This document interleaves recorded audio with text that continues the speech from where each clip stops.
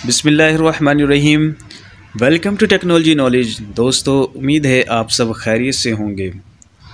आज हम डिस्कस करने जा रहे हैं पीपीएससी की तरफ से जारी करदा एडवर्टाइजमेंट नंबर 3 को, जो 2022 के अंदर तीसरी एडवर्टाइजमेंट है, जिसमें पीपीएससी ने अनाउंस की है पीएमएस लेवल की सीटें। और पीएमएस जो होता है वो प्रोविंस मैनेजमेंट सर्विस होती है, जिसके लिए इन्होंने मुख्तलिफ़ सीट्स अनाउंस की हैं। आज हम इसमें डिस्कस करेंगे कि कितनी पोस्टें हैं, इनका पे स्केल कौन सा होता है, इनके लिए क्वालिफ़िकेशन कितनी होती है, एज लिमिट क्या होती है, और इसके लिए जो सब्जेक्ट्स होते हैं, कंपलसरी जो सब्जेक्ट्स होते हैं वो कौन से होते हैं, और इलेक्टिव सब्जेक्ट्स कौन से होते हैं। आज हम इनके बारे में डिटेल से डिस्कस करेंगे और किस तरह से इलेक्टिव सब्जेक्ट्स को चूज़ किया जाता है, इनके बारे में आज हम बात करेंगे।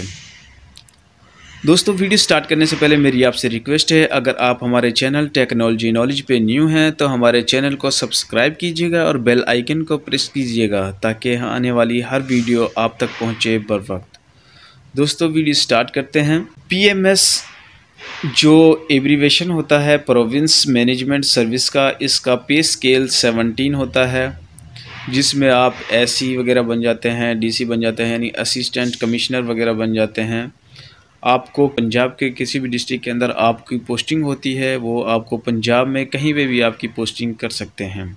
इसकी जो सीट्स हैं, जो सीट्स इन्होंने अनाउंस की हैं वो 50 सीटें हैं, जिनमें ओपन मेरिट की 39 है और स्पेशल पर्सन के लिए 1 सीट है, और मिनॉरिटी जो कोटा है उसके लिए 10 सीटें हैं।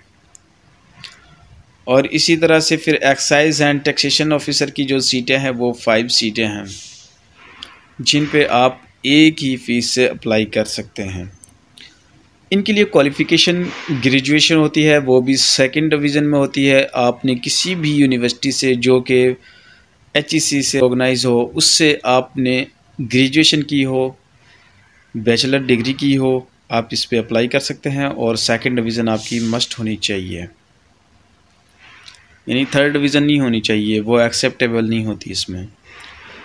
इसके लिए जो एज लिमिट है वो 21 से 30 साल है, और 2 साल का जो एज रिलैक्सेशन दिया गया है गवर्नमेंट ऑफ पंजाब की तरफ से, वो इसमें इंक्लूड है, जिससे 32 इयर्स एज बन जाती है इसमें, यानी 21 से और 32 साल तक लोग इसमें अप्लाई कर सकते हैं। इसमें डोमिसल की बात कर लेते हैं। डोमिसल पंजाब के किसी भी डिस्ट्रिक्ट का हो आपका, आप इसमें अप्लाई कर सकते हैं पंजाब में। इसी तरह से ये KPK की अलग होती है, जिसमें KPSC होती है, सिंध की SPSC होती है, और बलूचिस्तान की BPSC होती है। इसी तरह से ये प्रोविंस लेवल पे काम कर रही होती हैं। जबकि जो CSS के एग्ज़ाम्स होते हैं वो सेंट्रल में होते हैं, वफाक के फेडरल के अंडर होते हैं। तो इसके सब्जेक्ट्स के हवाले से हम बात कर लेते हैं। जो इसके कंपलसरी सब्जेक्ट्स हैं वो 6 हैं, जो 100 मार्क्स के हैं, और इनके 600 नंबर मुकम्मल 6 सब्जेक्ट्स के 600 नंबर्स हैं।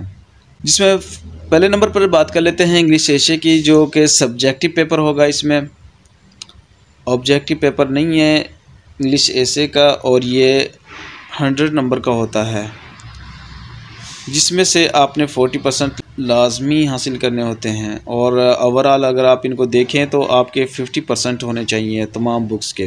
2nd नंबर पर इंग्लिश प्रेसी है, कंप्रीहेंसिव एंड ट्रांसलेशन है, इसका भी सब्जेक्टिव होगा और ये भी 100 नंबर का ही होगा। इसी तरह से अब जिस तरह से इंग्लिश के अंदर है, इसी तरह से उर्दू का होगा। उर्दू के लिए जो ऐसे होगा, प्रेसी होगी और कंप्रीहेंसिव एंड ट्रांसलेशन, ये एक ही पेपर बन जाएगा उर्दू का।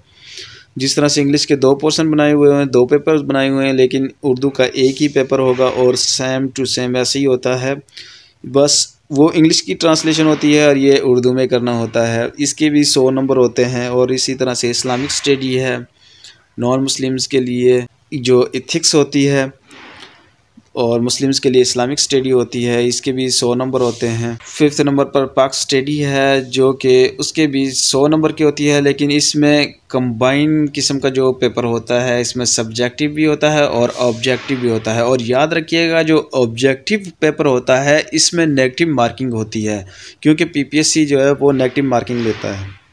नेगेटिव मार्किंग किस तरह से होती है, इसमें आपका अगर एक क्वेश्चन गलत होता है तो उसमें 0.25 पॉइंट्स काट लिए जाते हैं। और जीके का जो पेपर होगा वो भी ऑब्जेक्टिव होगा, वो टोटली ऑब्जेक्टिव होगा, इसमें कोई कॉम्बिनेशन नहीं होगा। ये 100 नंबर का होता है, जिनमें से तमाम सब्जेक्ट्स में पास होना आपका बहुत ही ज़रूरी होता है। इसी तरह अब हम बात कर लेते हैं इसके ऑप्शनल सब्जेक्ट्स की। ऑप्शनल सब्जेक्ट्स जो होते हैं इसमें ग्रुप्स दिए हुए हैं, ये तकरीबन 7 ग्रुप्स हैं। ग्रुप ए है, बी है, सी है और ग्रुप डी, ई, एफ और जी ग्रुप है। तो इन ग्रुप्स में से आपने सब्जेक्ट्स किस तरह चूज़ करना है। 200 नंबर के सब्जेक्ट होते हैं सब, और इनमें से आपने 3 सब्जेक्ट्स लेने होते हैं। और वो 3 सब्जेक्ट्स, एक ग्रुप से आप 2 सब्जेक्ट नहीं ले सकते, इसमें आपने किसी भी ग्रुप से एक सब्जेक्ट लेना है।